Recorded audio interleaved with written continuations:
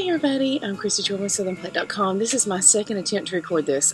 I do have a new computer, but just because Apple makes it does not mean it works perfectly right out of the gate. So I'm having some software issues with the camera. I'm going to have to take it to the Apple Store. And by me taking it to the Apple Store, I mean that my husband is taking it to the Apple Store because I do not do that. I'm like, take a car to get it fixed, take a computer. No.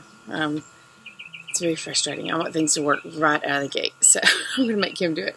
Anyway, this is my second attempt. My first attempt, I was out here drinking coffee with you, and now I've moved on to Muddy Diet Dr. Pepper. Which is delicious. Oh my.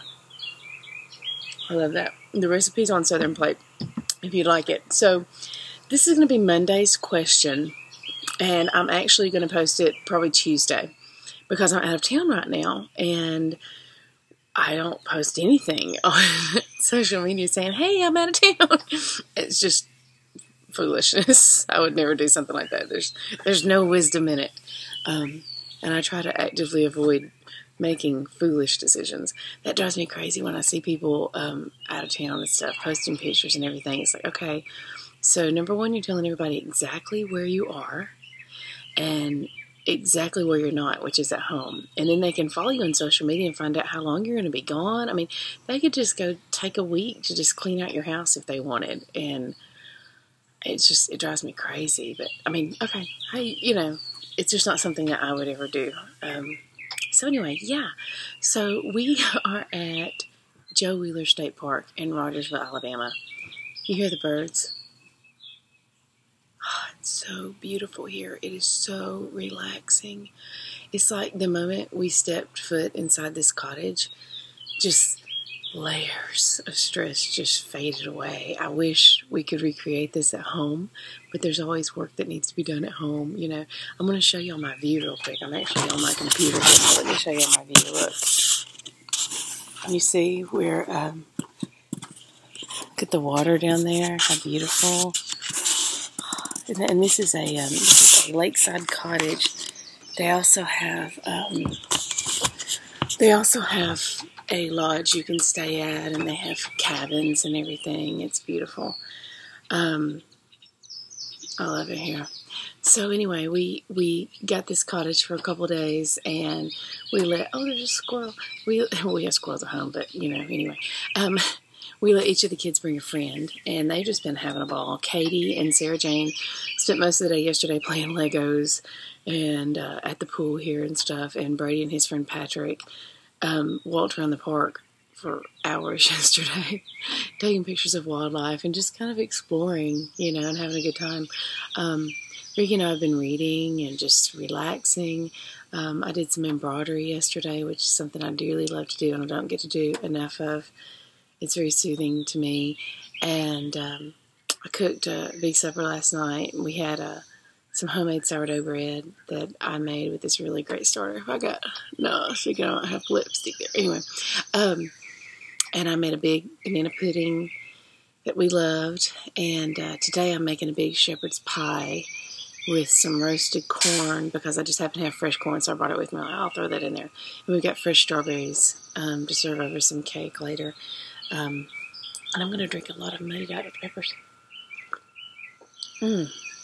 So anyway, today's question of the day, I'm answering the question for the 15th, because this is the 15th, even though I won't post it then.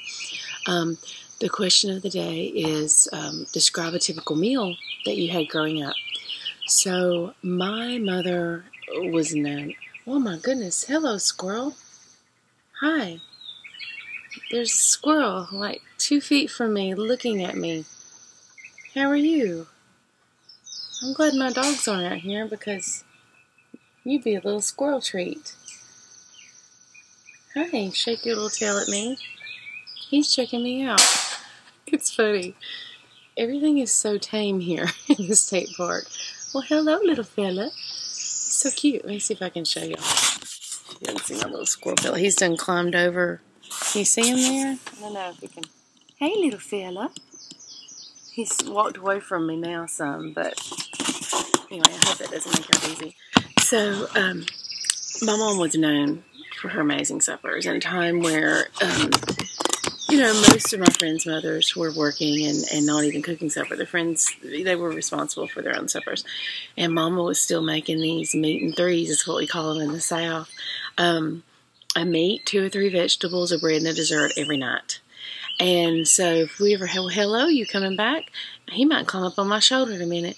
If we ever had friends over around supper time, they'd try to be over around supper time as often as possible. And we often had people who worked with my father, police officers and things, over for supper. They would all drop in and stuff. So, hey, we had, oh my goodness, he is literally, no, you are not climbing up on me, squirrel. I appreciate it, but, you know, I don't know if you're rabid. My goodness. Squirrel's thinking crazy. I'm telling you, he's fixing to... Okay. So anyway, I can make a good stew with that. Squirrel dumplings. Don't think I wouldn't. I wouldn't in State Park. Okay. But so my brother had these 2 friends who came over one night for supper, and they were talking about how good it was and stuff, and come to find out their father had passed away, and their mother, they were pretty much raising themselves, living on their own. They were, I believe, 17 or 20 at the time, and so they had no one to cook for them. They had nothing like that, and it bothered my mother, and so she kept inviting them back, and they had supper at our house every night for about 4 years. Yeah. But, you know, we always had, there were 5 of us, and we always had at least 7, 8, or 9 for supper every night. And Mama said she would find a way. She said she hoped that if anything ever happened to her, that somebody would do the same for us. And so she just had that kind of table. And a typical meat might be like fried pork chops, roast, maybe some fried chicken, meatloaf, sides. We had a lot of fresh corn, pinto beans, fried potatoes, which when I say fried, y'all, I'm not talking about like deep fry. Most people who aren't really familiar with the South assume it's a deep fry thing. No. I'm talking you put a couple tablespoons of oil in a skillet. And you know, that's what we call it, frying. Because it's a frying pan. We call a skillet a frying pan. So if you cook something in a frying pan, you fry it.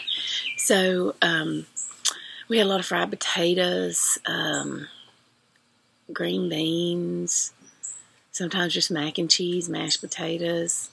And then we'd always have a bread, which is usually cornbread or hoe cake. And the hoe cake recipe is on my website too. It's not hoe cake. There's 2 different kinds of hoe cake, and most people are familiar with the cornbread one. My kind is like a giant fluffy biscuit with a crunchy crust. And you make it in a skillet or a cake pan. Oh my goodness. It's amazing. Unlike anything else. And every time I talk about it, I always have some people chime in, oh, that's exactly how my mother made her hoe cake. I grew up with that. Oh, it's wonderful. And then you always say, that is not hoe cake. You do not know what hoe cake is. My mom made this. And you know what? It's whatever your mama called it. And there's more than one way to make things. People get very, you know, some people it's like a personal affront if you make something differently from how their mother made it and dare to call it the same thing. But, you know, it's currently still a free country, so I'm going to enjoy that for what precious time we have left. And no, that is not a political commentary. Well, it's the government as a whole is horrendous. And I don't want to hear anything about politics or political views, y'all. We ain't going there. Trust me. If I have managed to keep up this gig for 7 years without bringing my political views into it, everybody else can too. So, anyway, and plus you don't talk politics at the dinner table. So for dessert, we often had, we'd have like a peach crisp or some kind of a crisp with a fruit that was in season. Sometimes she would make a cake. Pudding poke cake was one of my favorites. That's on Southern Plate too. It's just a simple Jiffy cake mix and chocolate pudding. You know, it was just quick things. It was, oh, I loved that though when I was a kid. Her cakes are amazing. A lot of times, like at least once a week, we had chocolate cobbler. And chocolate cobbler is the huge runaway hit for anybody I make it for. My daughter, actually, she's 10 now, but for her 7th birthday, we had a big party at the house.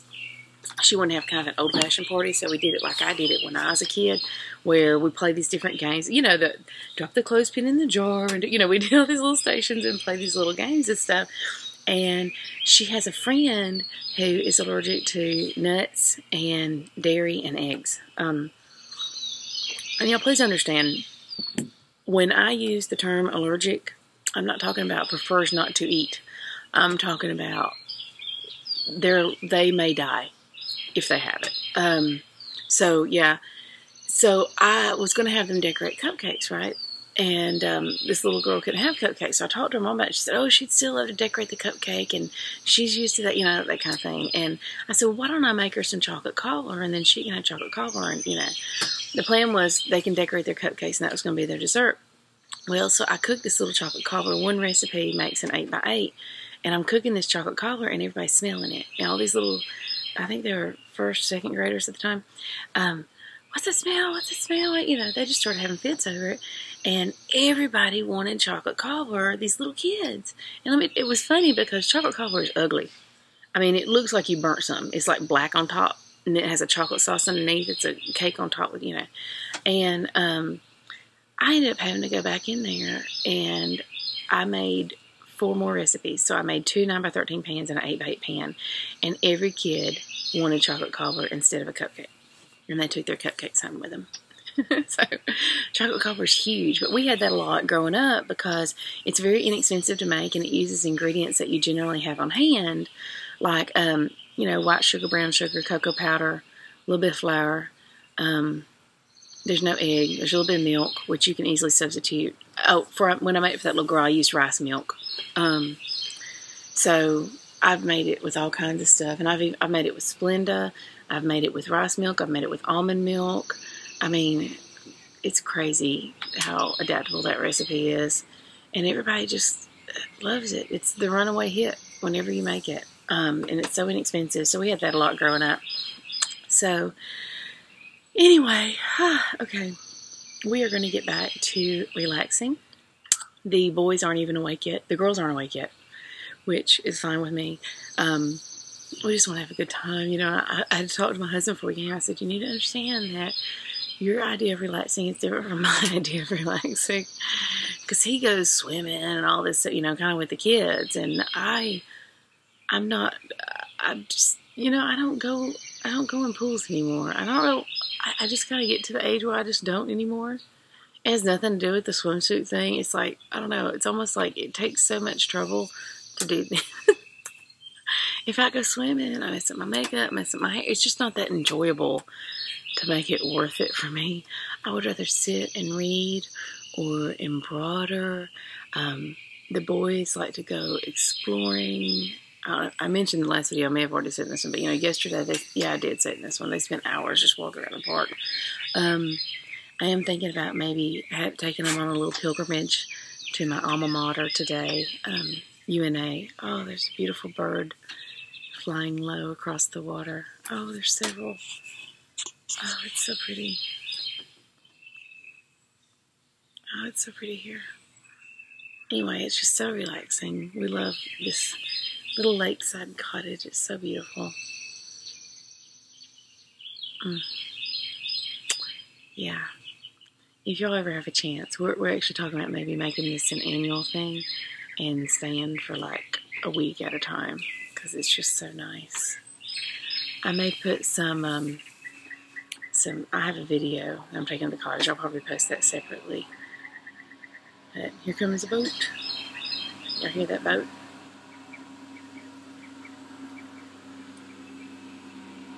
It's like a bass boat. They're fishing. Fishing around here is really good. So, I'm not a big fisherman, mainly because I don't eat fish. I'll eat catfish though, which, I'll eat catfish and I'll eat tilapia, and I've been told those are 2 of the nastiest fish you can eat. Well, but you know what, that's the only fish I'm gonna eat. So, yeah, I just don't like seafood. It's not appealing to me. How's that for a way of saying it? Okay, so I'm gonna get back to relaxing, try to get this produced, and I'll get it uploaded as soon as we get home. And I hope y'all are having a good week. It's nice to start my week off you know, I don't feel the stress in my heart. I don't feel the tension and the stress, and I know we got to get rid of that. I'm going to work on getting rid of that. We got to get rid of that altogether, because, you know, these earthly things that we're struggling after, these to-do lists and these deadlines and things, you know, they're important and they're jobs and they need to be done. But should they dictate our life? Which is, I don't know, I think we get stuck looking at the small picture rather than the big picture, the eternal picture. And we get so caught up in thinking that we got to get this done, we're in control, we got to do this, we got to do this, we got to do this. You know, we're never in control. I mean, God is in control of everything. And we just got to give Him more control over our life. He does have the control, but we got to give it up. We got to stop struggling with Him, fighting, trying to jerk it back from Him so He can take everything. That's just foolishness. So, alright, I love y'all. Have a good day. I'm hoping this video works. I'm sitting here in my rocking chair. I'm going to go drink the rest of my moved out of pepper and get started on breakfast. Everybody should be getting up soon, I imagine. They're not getting up soon once I start cooking the bacon and the biscuits and the eggs. It's amazing how that wakes people up. So, I will holler at y'all later. Y'all have a great day. Love you. Bye-bye.